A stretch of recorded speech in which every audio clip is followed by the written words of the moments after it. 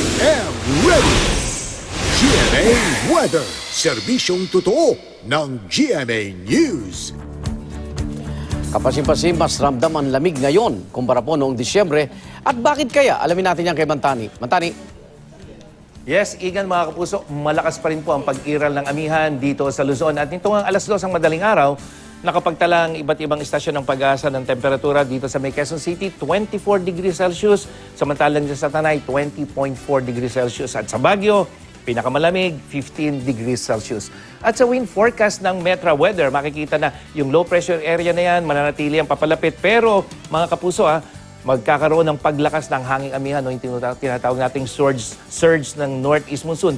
At ito yung magpapalamig sa malaking bahagi na ating bansa sa mga susunod na araw at posibleng maka-apekto dun sa low pressure area para hindi ito maging isang ganap na bagyo.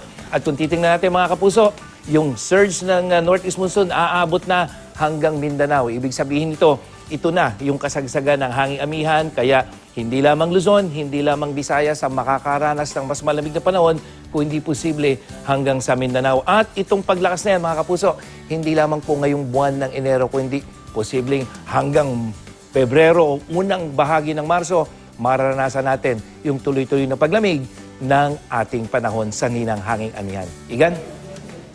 Maraming salamat, Mantani, ang ating GMA resident meteorologist